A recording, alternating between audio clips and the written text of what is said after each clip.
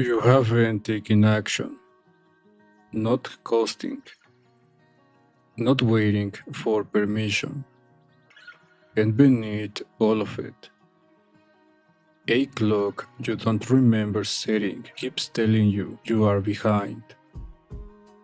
Jonathan Larson had the same clock active, 8 years on one musical, waiting tables between the rejection letters, and the more his work justified confidence, the less confidence he had left.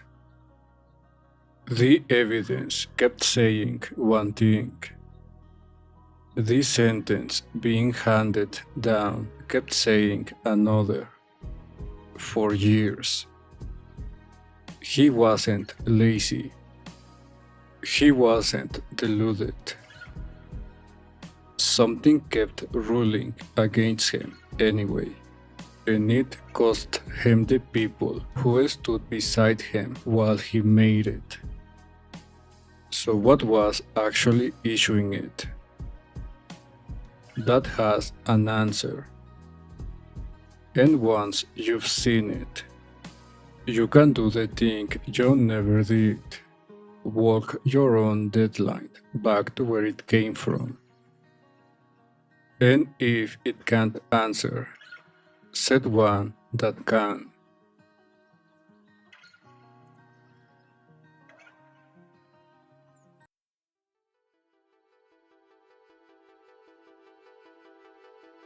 Strip the person out of it for a second. Forget the deadline you are carrying. Forget the clock you just imagine ticking on yourself or in someone else. Picture someone waking up on land he's never set foot on before. No map behind him. No calendar in his pocket. Nothing to measure this year against last year. All he has is the sun climbing and dropping, and the moon doing the same thing on its own slower count. Days pass, seasons turn, and nobody's arguing with the sun. So he works. He clears a field, then another one the next season, and he raises a wall that holds through a winter. By the time anybody gets around to telling him what day it is, there's land behind him he cleared himself. Then he meets people. Every one of them already has a number for what day it is, and a whole life arranged around that number. When you plant, when you trade, when a man's supposed to be settled by. Nobody put it to a vote. Nobody can even tell him where the number came from originally. It's just here. The way the ground under his feet is here. And there's no second calendar standing next to it for him to check it against. So he does what anyone does with the only ruler in the room. However, the number doesn't sit there quietly. It rules. By this count, a man his age is settled, provided for, established, done proving it. And he's got a field, a wall, and another season of work ahead of him, which by this count puts him behind. So the reckoning rules on him, behind, late, running out of time. There is nothing standing nearby to check it against, so it reads exactly like the sunrise does, like a fact, not a filing.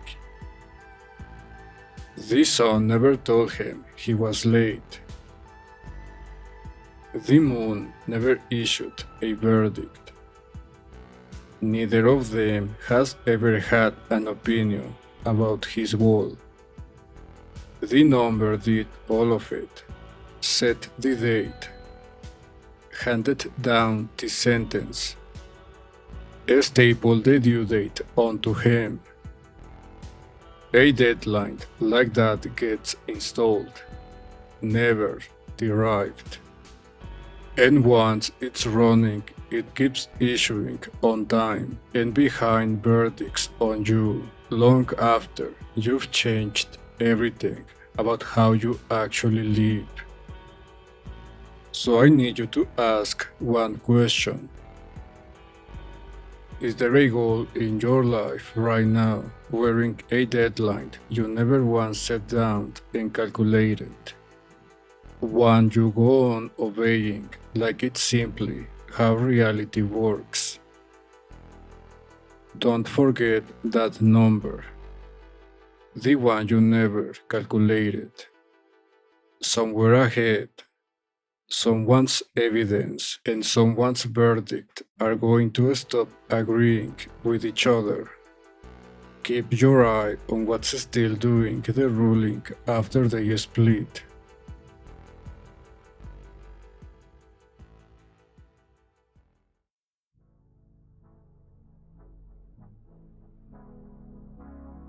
A reckoning that all never arrives looking like a reckoning.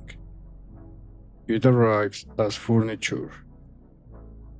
Jonathan Larson had a one-bedroom in the stretch of downtown Manhattan nobody wanted yet.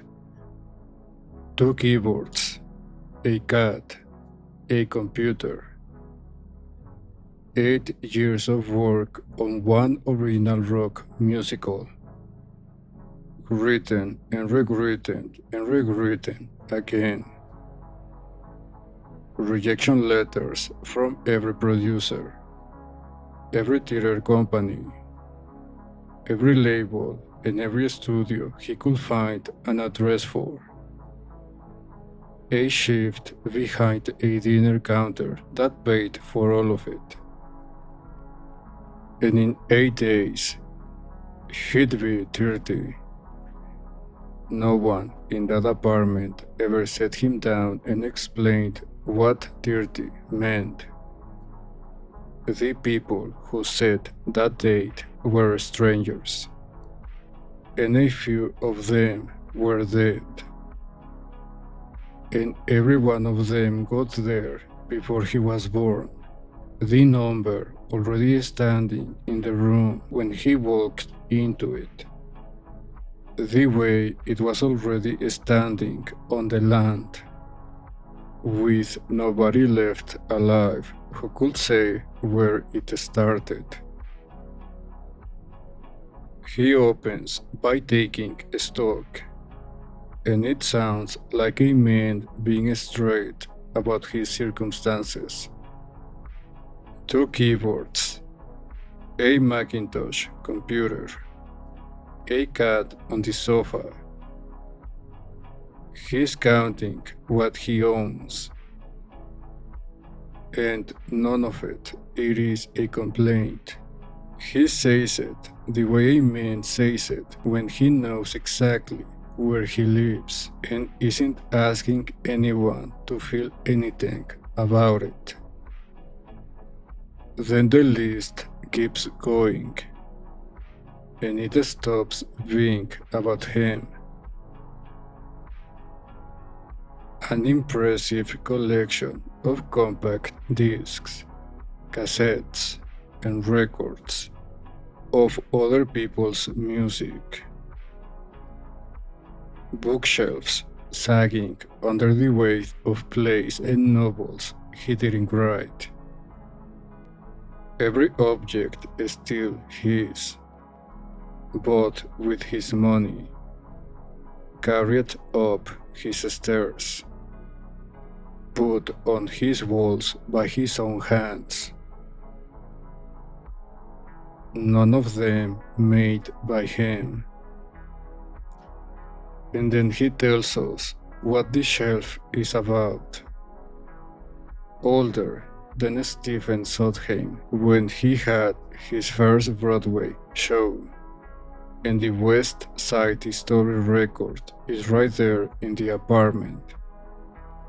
Older than Paul McCartney when he wrote his last song with John Lennon. And Let It Be is right there too. By the time his parents were 30, they had 2 kids, careers with steady paychecks, a mortgage, and the photo of them is in the apartment as well. Not one of those is a remark about the music he has written. Every single one of them is a date. 8 days out. He asks what exactly he has to show for himself. He stops playing. He breathes in the quiet, and he says happy birthday. Then he slams his hands back down onto the keys, and the song comes up underneath him with the countdown already running inside it. Years getting shorter. Lines on your face getting longer.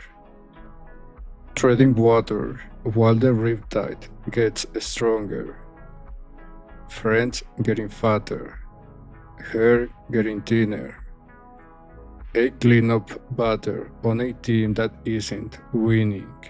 Don't panic, don't jump ship, can't fight it like taxes. Don't freak out, don't strike out, can't fight it like City Hall. 10:30, 1990, boom, you passe.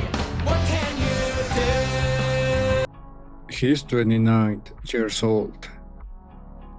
There is a finished manuscript on the desk behind him. But to him, this sentence has already been handed down. Every number that ruled on him that morning came in from outside. He didn't calculate one of them. He collected them. The way anybody collects the things they admire.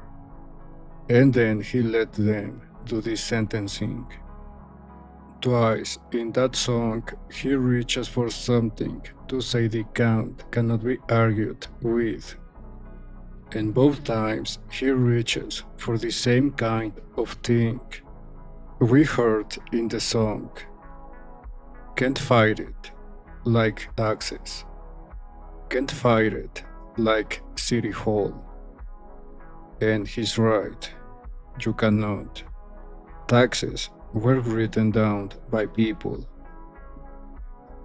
City Hall was founded by people. Both of them will still take exactly what they are owed. On a schedule nobody offered you a vote in. That's exactly what lets them keep collecting. So he puts his birthday in the same drawer. That's the move. The date was never a reading anyone took of the world. It was handed over. And then it collected like the taxes collect. On some ordinary afternoon, you would have to work to remember. By somebody who was passing on a number that had already been passed to them. Your deadline came from somewhere. It has a somewhere. And metaphorically, you have a shelf too. Someone did it younger. Someone you came up with did it by a certain age.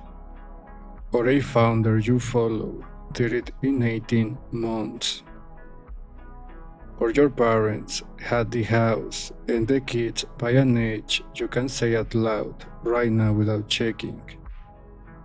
You never sat down and worked out what the thing should actually take. You read the date of somebody else's finished work and set your own by it. And then you went back to work and the date came with you. It's still running. Every year it tells you where you stand. And every year you take the ruling. And you have never once run the math.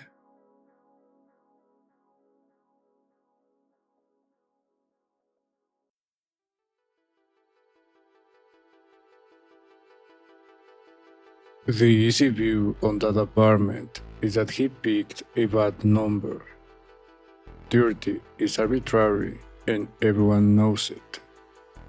Nothing in a man changes at midnight. It's a round figure in a system that happens to count in tens.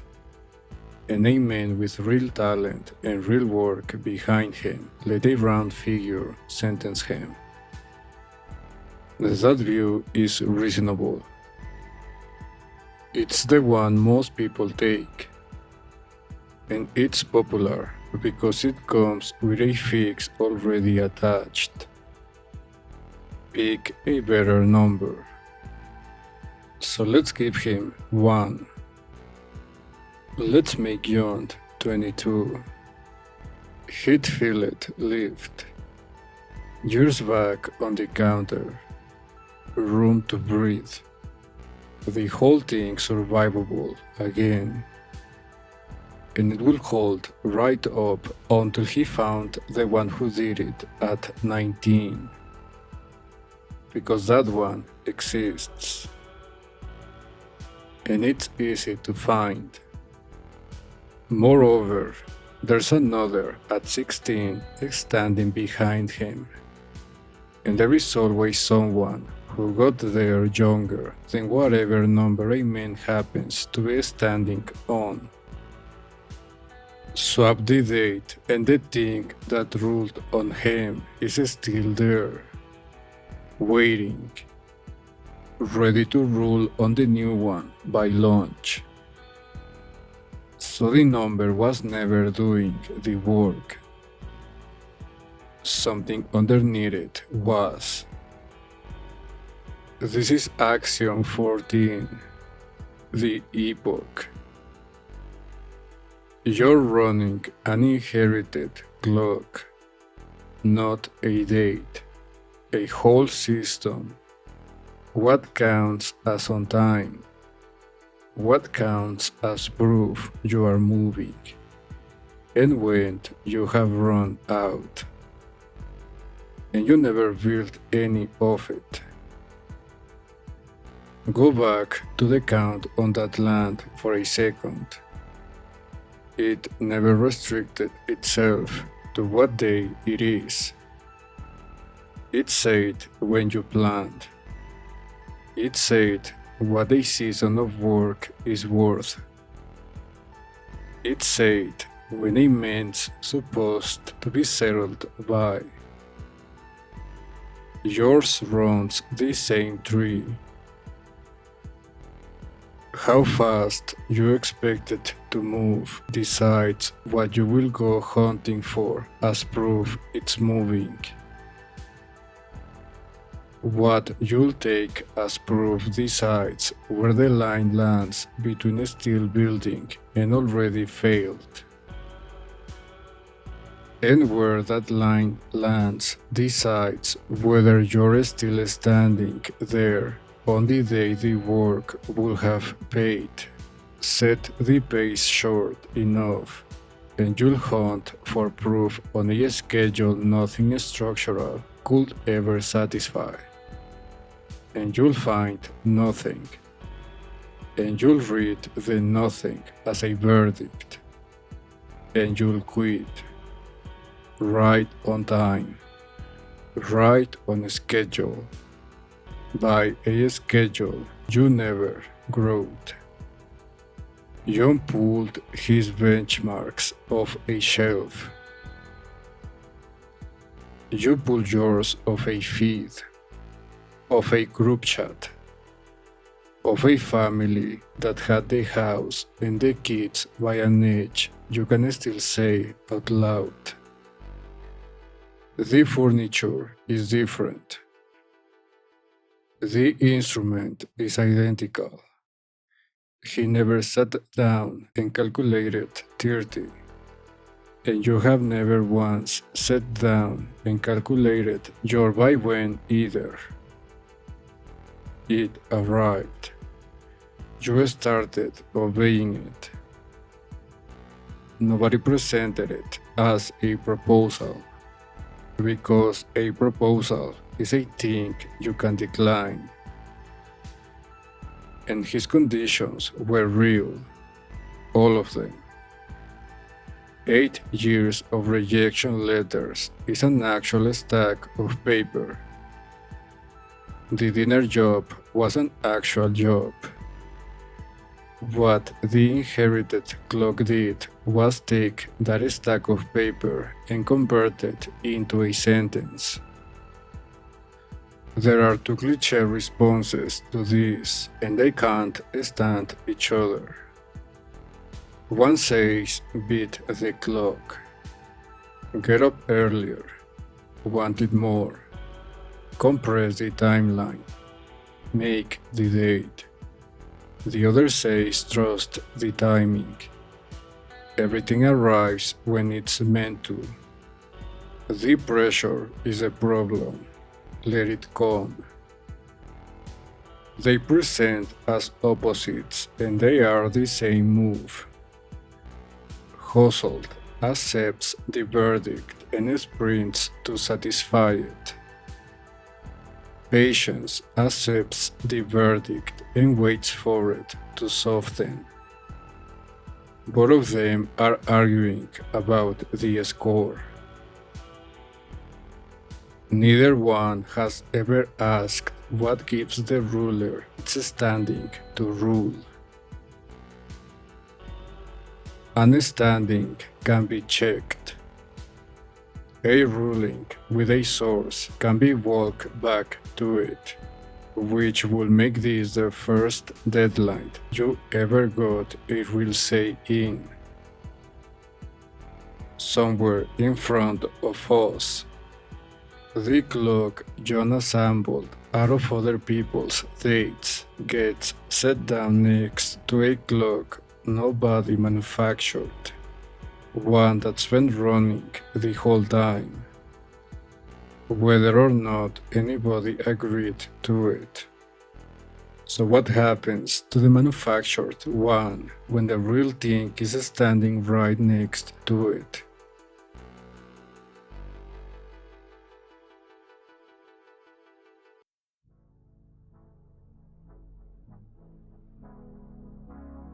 "8 days.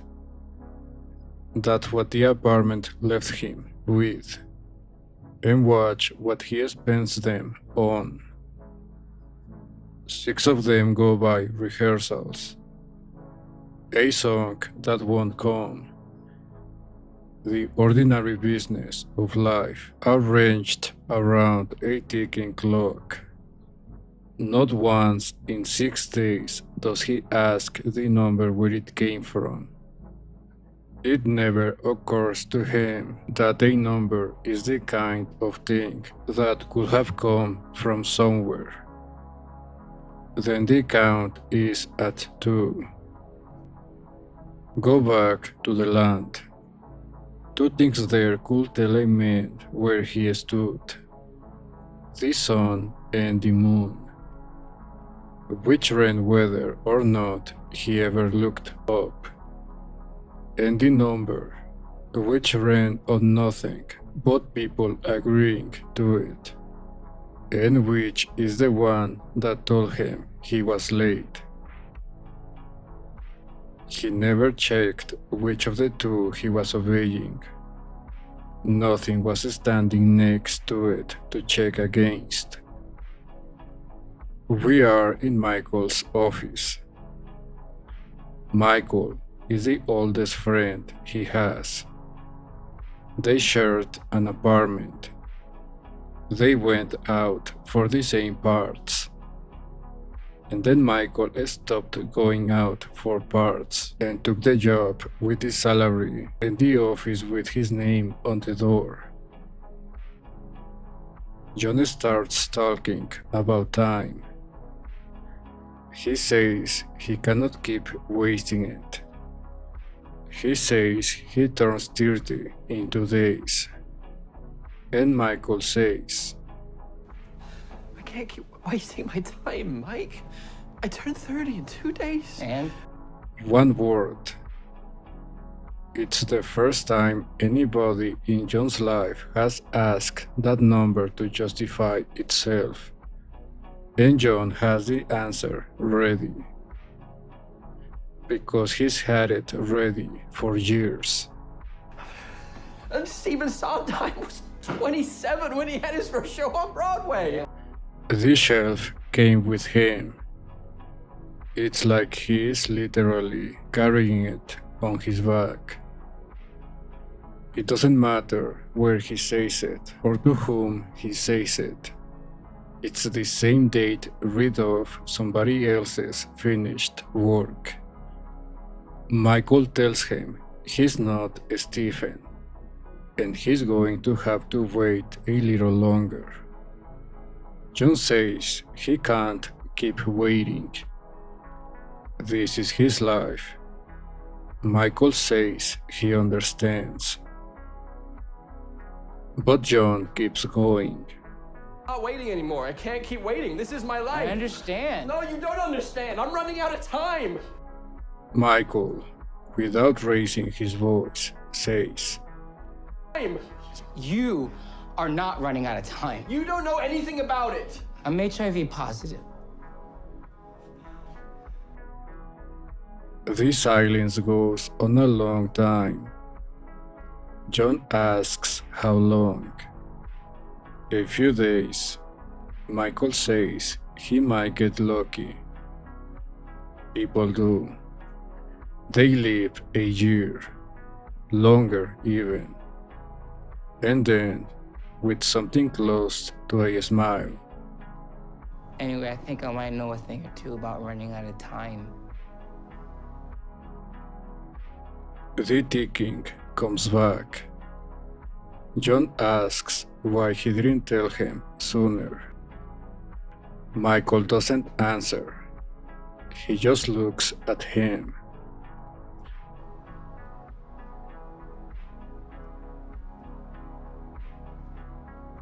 You tried. He did try. He'd asked to meet before John's workshop. And John was busy.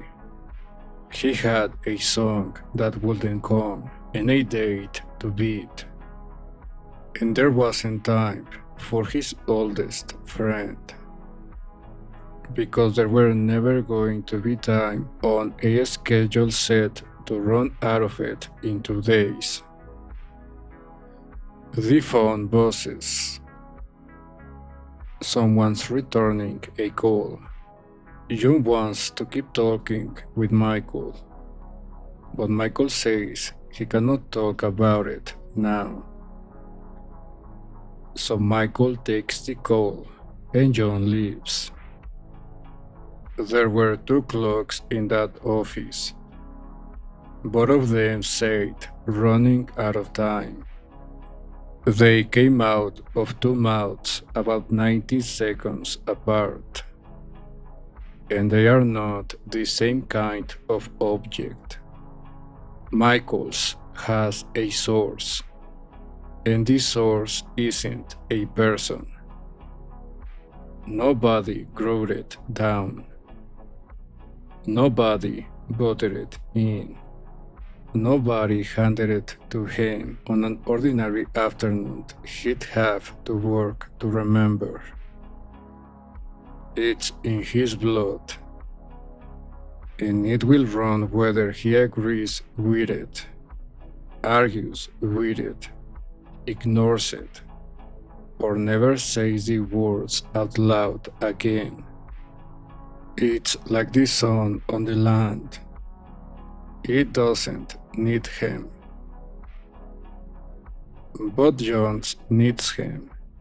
That's the whole of it. His is built out of Sondheim's date, out of McCartney's date, out of whoever he decides at the moment, and it runs on his consent, and you can watch the consent working. Because the second somebody says it out loud in the room, to his face, you are not running out of time. John doesn't check, he defends. That's the tale. Nobody has ever had to defend the sunrise. Nothing happens to the clock. The ticking comes straight back into the room, and John walks out of that office still counting. And in 2 days the number hands down the sentence right on schedule. Exactly as it would have if he'd never gone in. Behind. Late. Running out. He's been saying those the way Michael says his. Like readings of the world. One of them is. The other one has been wearing the costume. John has carried both kinds of cloak his entire life and has never once had to tell them apart. And neither have you. Because you have real ones. Everyone has them. Rent lands on a date somebody can enforce. The lease ends. The visa expires. The job starts Monday, whether or not you are ready. Your parents are getting older on a schedule that isn't taking suggestions. And in there with them is a buy when nobody ever issued you.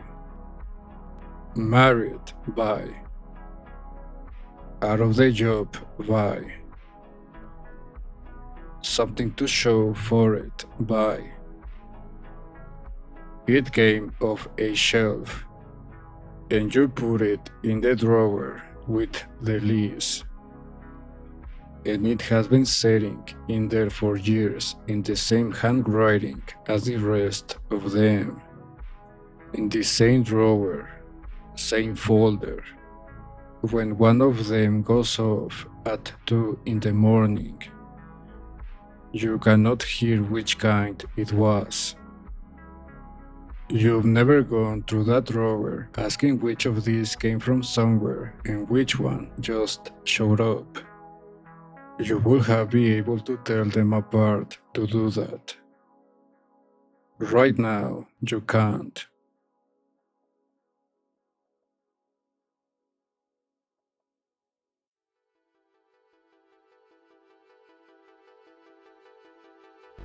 I started making this a few months ago, and no matter what, a few questions are always there lingering in my subconscious, ready to fire. How long is this going to take? How long until it's viable? How long before I quit? How long can conviction hold up without one piece of evidence that any of it's working? Look for the answer, and there are two, and both of them are everywhere. One says it's a marathon, not a sprint. Trust the process. The work compounds. The timeline is the timeline. The other is like a dart. Pick a niche, throw it, give it 30 days, and if it doesn't work, pull it out and throw the next one. I know what both of those are. I can tell you exactly what each one is doing, and exactly what neither one is asking. And in the moments when the doubt is real, both of them are still in the room, still pulling at me. So knowing where it came from does not stop it running. You've gone through your inherited material before. You have actually done this. The religion you were raised inside. The politics you absorbed at a dinner table before you had a position. The thing your father said about money that you repeated for 20 years before you heard yourself say it in your own voice. You got that list out at some point and you went down it, item by item. And you kept some and you threw some away. However, time was never on the list. It wasn't on the list because where you filed it. You filed it with the sun and the moon, with the weather, with gravity, with the ground being where the ground is. Nobody audits gravity. There is no version of you that sits down on a Sunday and asks whether gravity is still serving your goals. What Harari documented supports the size of that filing error. In the 1880s, Britain passed a law requiring every timetable in the country to run on Greenwich Observatory time. The first time in history a nation forced its whole population onto a single artificial clock. Before that, a town's time came off the sun over that town. After it, a town's time came off a building in London and a piece of legislation, and it goes one step past that. The instrument didn't only measure the time, it authored the categories. Wasted time was not a thing a human being could feel until somebody built a tool precise enough to measure what it was being wasted against. That's Parrish and Bouvian. The tool arrived, and then the guild became available. The thing in your chest that tells you you are behind is a piece of technology with an install date. If you go looking for it, though, and the first thing you turn up is a real one, you have to pay rent no matter how you see time. The submission window closes when it closes. In Michael's case, his clock was in his blood and it was never taking suggestions. If you go hunting for evidence that time is something you are running, you immediately find 3 cases where time is obviously not something you are running, and you stop hunting because you've got your answer. It's like when you have a deadbolt on the front door, a good one, solid, and it takes a key to open it. And because of that reason, because it's a good one, you stopped walking the perimeter years ago. But the window over the sink has been open since spring. So the manufactured one lives in the house with the real ones, and it has never once had to hide. It uses their words: behind, late, running out. It says them in the tone the real ones use, and it hands down rulings on you in that tone for decades. And nobody ever asks it for its source, because the log is good. Value documented what that cost. Americans reckon their history in roughly 300 years. The Chinese reckon theirs in 4,000. Put the same year in front of both and you get two different readings. One of them sees a permanent condition. The other sees a phase of something running on a schedule. Neither of them is consulting the year. They are consulting the horizon they inherited. And the horizon does not announce itself while it's doing the deciding. Push on anything else you inherited and it fights. Say out loud that what your family believes about money is wrong, and feel what comes up in your chest before you finished the sentence. The defense is already moving and you didn't send it. Push on the clock and nothing comes up. There's no army around it. Hours are learned labels. Deadlines are conventions people agreed to. And the sense that a thing should have happened by now almost never traces back to anything you actually lived through that proved the window. It traces back to a room you were standing in before you were old enough to argue. It has been ruling you your entire life on no defense at all. It never needed one, because it was never on the list. So the clock was never the enemy. Not being able to set it was. Now, what actually changes? Nothing outside you. The money doesn't arrive because you reset a clock. The people who haven't called still haven't called.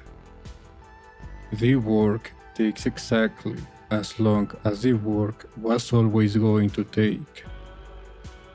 What changes is that the signal stops being a verdict and starts being an event.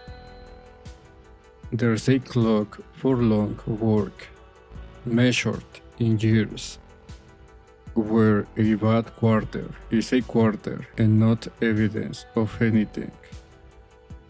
There's a clock for a real deadline with a real age, run tight, on purpose, inside a scope you set and a scope you can see the end of. And also, there's a clock for the things that were never going to finish. The practice of anything. Marriage. The discipline you keep because keeping it is the point. We're measuring against a finish line isn't impatience. It's a category error, because there is no line there to measure to.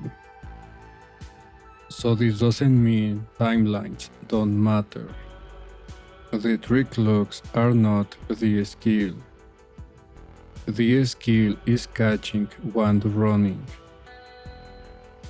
Hearing you are behind at 2 in the morning and asking which of them just spoke and whether it has any business speaking about this, and setting a different one if it doesn't.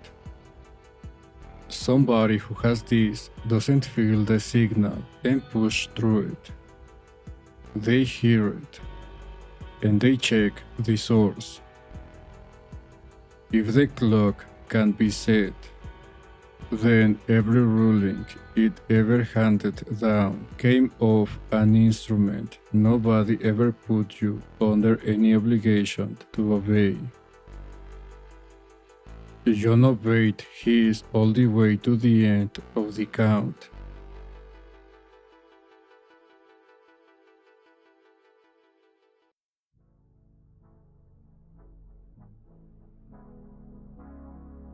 A verdict doesn't have to be correct to be carried out. It has to come from something with standing. The men on that land never got one from the sun. The moon never ruled on his wall. Never had an opinion about the season he spent clearing a field. Every verdict he ever took, on time, behind, or running out, came off the number, and the number ran on nothing except everyone agreeing that it should. So the day it says the word, look at who's in the room saying it. It is not the sun. It is not the work on the ground. It's the number, alone, holding a court it convened itself. The number was never once been the thing that decides. Jones was about to say the word. After the workshop, John had left 6 messages to Rosa, his agent. When she finally calls back, he answers it immediately. And the first thing out of his mouth, after thank you so much for calling, is whether she's heard anything.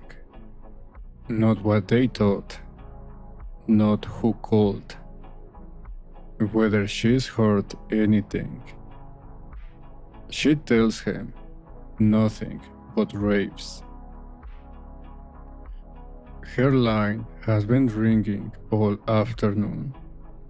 Call after call after call. Everybody saying the same thing. Wow. Okay. Yes.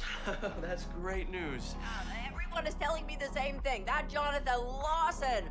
I can't wait to see what he does next. Then, in the same breath, What do you mean? What I do next? What about Superbia? she explains why it won't sell. She says it's too arty for Broadway and too expensive for off-Broadway because it needs a cast of thousands and the special effects. Tourists aren't gonna shell out $50 to see a show about spaceships and robots. Well, that's not what it's about. Sensing the conversation isn't going anywhere, she tries to cut him off. She congratulates him on a terrific presentation and starts getting off the phone. And then he tells her, I'm sorry, Rosa. Congratulations on a terrific presentation. Rosa, hold on. Okay. So what am I supposed to do now? Rosa doesn't understand the question. You can't hear her, not understand it. To her, it isn't a question.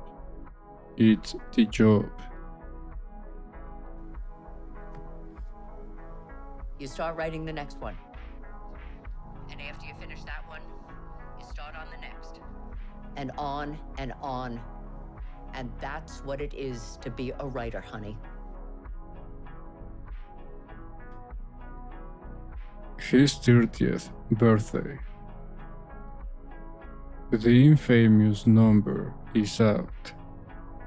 He's kneeling on the floor of his apartment, arranging pieces of paper, dozens of them, spread across the living room floor. You can't tell what they are. The phone rings. He lets it ring. The machine picks up and plays the message.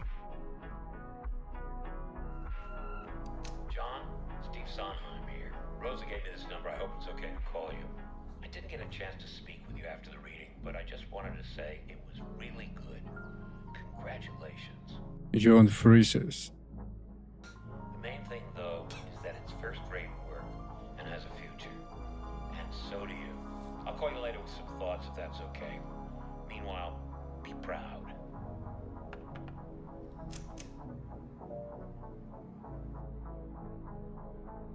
Then John turns to go, and we see what's on the floor. 8 dozen pages torn out of a small spiral notebook. Every one of them a question. So 2 things arrived that Sunday, and only one of them was scheduled. The number, the terrifying number 30, came due exactly when it was always going to come due, and it handed down exactly what it was always going to hand down, 30. And a message on an answering machine from the man whose date was on the shelf, the one John had been reading himself against since he was old enough to own the record. And the message said the work was first rate and it had a future. The work didn't become first rate when Sondheim said so. It was first rate when John wrote it. It was first rate in that room when they heard it. It was first rate even when John heard the news from Rosa. The Vale was never waiting on the verdict. It was finished. The only thing running late was the receipt. So the verdict wasn't early. Early would mean it read the work and read it too soon. It never read the work. It read a date against a date and returned the only answer a date can return. It was already false when it was handed down. And none of that put money in the apartment. Superbia didn't sell. Rosa was right about the cast of thousands and right about what the producers cared about. And the screenplay John gave 8 years did not go up. At least not how he expected it to. And every hard thing that was true on Saturday was still true on Sunday. The verdict was still false. And this sounds familiar, because you have gave real years to something. There was a date on it. The date came, and nothing had visibly happened by then. So you closed it. You called it what the date told you to call it. And you've been carrying that ruling ever since. You've never gone back and asked what the date actually knew. Here's what it knew. It knew what day it was. It didn't know whether the work was any good. It couldn't. A date cannot read pages. It cannot sit in the room. It has no way of telling you whether your work has changed anyone's life. So you are carrying a verdict that came off an instrument with no access to the evidence. Maybe the thing was a failure. Plenty of things are. Your conditions were real and some work doesn't work. And none of that is what I am arguing with. The ruling you are carrying didn't come from any of that. It came of a date. And you have never once made it show its work. The clock is yours. It has been the whole time, sitting in your house, running on your say-so, since before you could read. Which sounds like relief right up until you try it. Because you can't not have a clock. Something has to say when.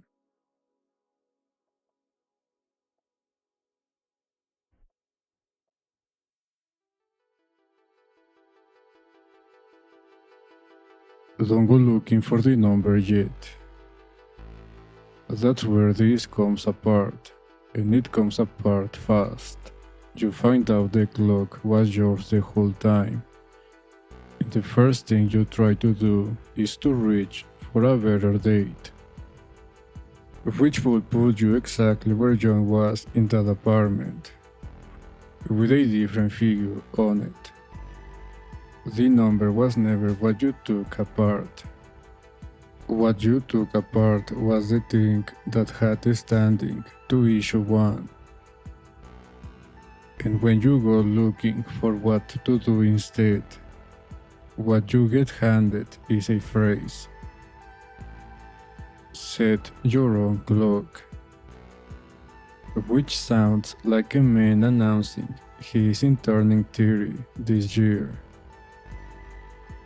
It sounds like having no clock at all, and you already know that one isn't on the table, because you still have to pay rent, and you still have to work on Monday. So you keep the clock. The operation was never taking it away from you. It's setting it. Two things change. And they are the only two in the whole thing that matter. Who sets it, and what it gets set from. And it doesn't touch the goals or the work. They take what they take. Nothing in the next 4 moves makes a single thing shorter, or easier, or more likely to happen. What it changes is the layer underneath, the thing that tracks what's happening and tells you what it means. 4 moves. Number 1. Catch the clock operating. It's a Tuesday, and nothing's wrong. You're doing dishes, or you are 20 minutes into a scroll you don't remember starting, and it goes off. The voice in your head, the one that says you should be further along than this by now. Watch what you do next. You answer it. Either you argue the case. I have been busy. This last year was brutal. Or it's coming. Or you agree with it and take the pledge. Up at 5. No more of this. Those aren't 2 responses. You heard a charge and you entered a plea, and either plea concedes the court. The move is to hear it and not answer, not fight it, and not obey it. registered that something in the room made a noise. That's the whole first move. This type of signal is an event, and it happened at a time. Something had to produce it, and it has never once had to survive that, because it never got heard as a sound. It got heard as the temperature of the room. A thing you notice going off is a thing you can turn around and ask questions of. A thing that arrives as simply how it is doesn't get questions, because as far as you are concerned, there's nobody standing there to ask. So the first time you do this, you'll catch yourself not answering, and it will feel like you have left something unfinished. Nothing's been said. You have only heard it. Number 2. Name which one it was. So something made a noise. The next thing you have to answer is which one. There are 3, and you've already met all 3. You've just never had a word for any of them, and you cannot run anything on a thing you cannot name. Endurance, the long build, the thing you've been at for 4 years, and will be at for 4 more, where the unit is seasons, and a quarter where nothing visible moved is a quarter where nothing visible moved. It doesn't get a hearing. That's not the clock being generous. That's the clock being precise. The next one is compressed. A real edge with a real scope. Somebody can enforce it. You can see the end of it from where you are, and you run it tight because the shape of the thing calls for tight. The delivery date at work. The window that closes when it closes. Finally, we have the cyclical. The things that we're never going to finish. It counts the repetitions. It doesn't count the distance to a line, because you never put a line there. But going against your assumptions, none of the 3 is the good one. Endurance isn't patience. Patience is a virtue you'd like to be seen having. Endurance is a reading you took off a piece of work, and it's just as capable of being wrong. Compressed isn't hustled either. Hustle is a speed you run everywhere at once and call a personality. Compressed is scoped, and the scope is the entire instrument. Strip the scope of it, and you've got the thing that ruled on John, running underneath his whole life, at all times, on everything. The move is to name the one that just went off on you, not the one you'd like to be running. The one that spoke at 11 on a Tuesday and told you you are behind. However, you still haven't asked whether it had any business speaking. So this takes us to step number 3. Check it against what the work actually demands. The third move doesn't come of you at all. It comes of the work. Take the thing you are actually building. Not take the goal. The goal is the picture, the work. What is it made of? How deep does it go? How much of what's already there has to come apart before anything new holds? How many people other than you have to move for any of it to work? The work has a clock in it. It always did. Nobody ever asks it. A body of work is years, because that's how long it takes to make enough of something to be able to see what you make.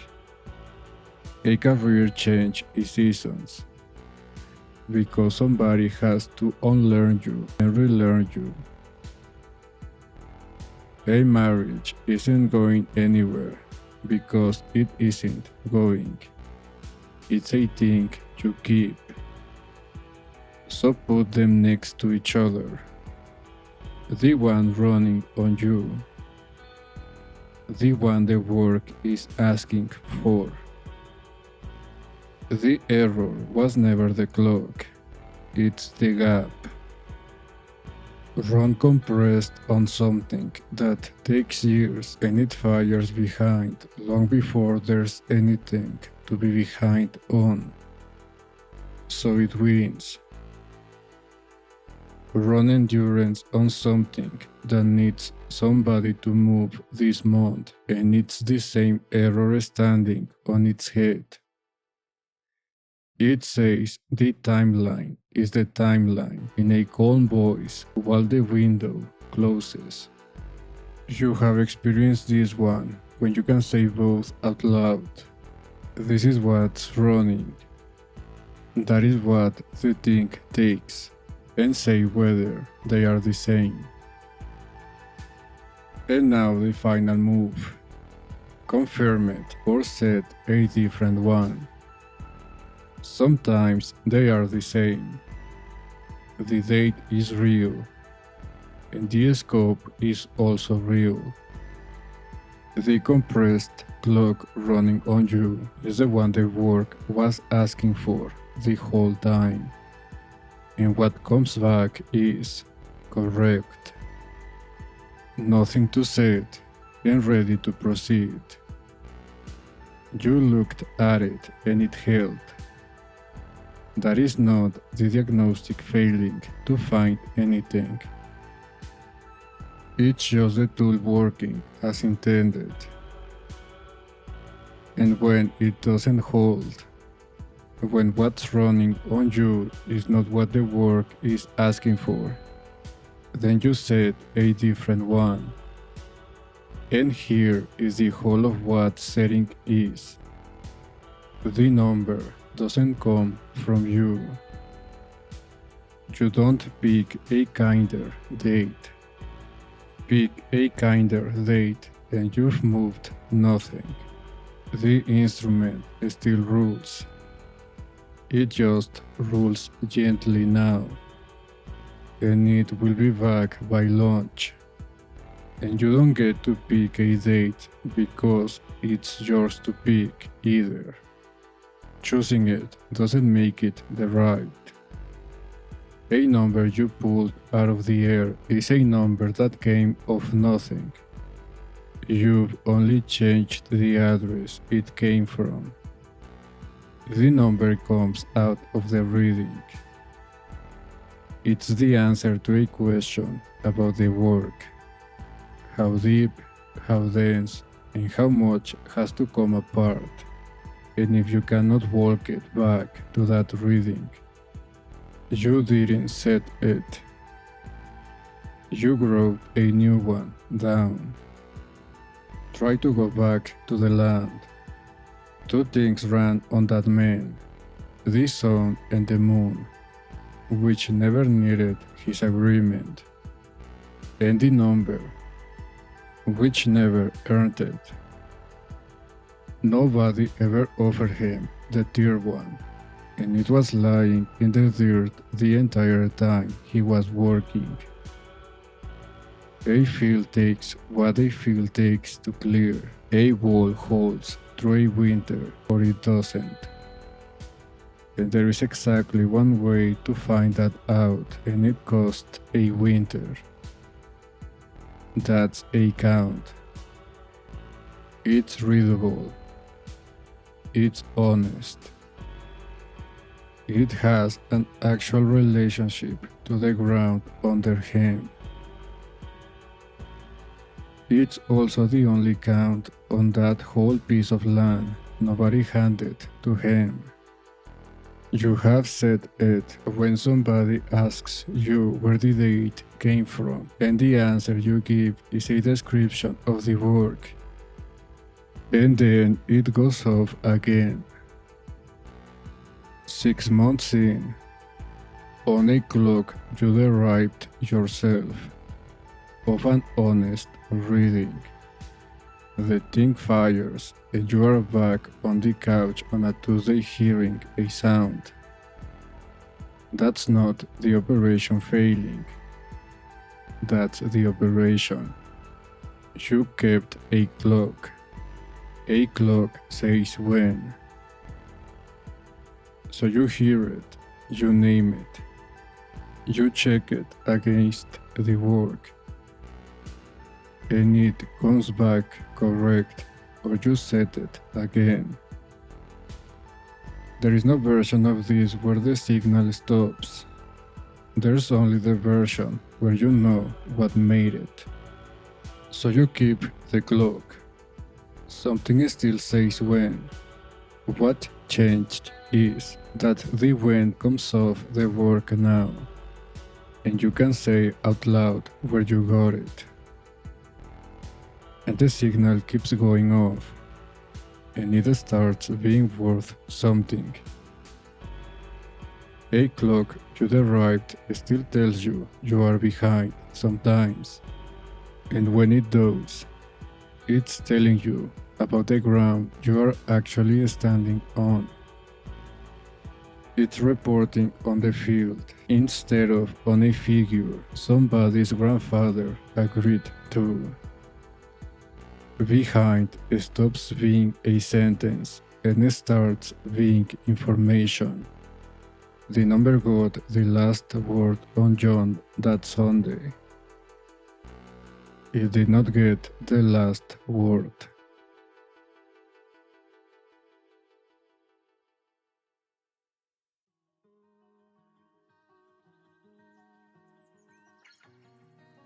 So what you carry out of this? One question, and it runs on anything you are behind on. Where did the date came from? Not whether you can still make it, not how far off you are, where it came from. The clock never had the authority you gave it, and if it didn't, you get to decide what those. Something this video doesn't teach. You'll run all 4 moves. And some ordinary evening, the signal will go off and hit you like a building coming down. Over a date. That's not the date. Something underneath took the hit. And the only thing it sent up was the size. Which part of you absorbed it, and what the size is actually measuring. That is a different tool. And it's on the video appearing on your screen. A case study only that are. This is one piece of a system. Every axiom in it is a layer of the same machinery, and none of them were built to run alone. They were built to work together, because changing who you are doesn't come off a single insight, and it doesn't come off 30 days. It's precision work, and it's done on the one place you never get to move out of. If this is how you want to perceive things, subscribe. That's how the rest of the system reaches you. Like the video if it did something. Thanks for watching.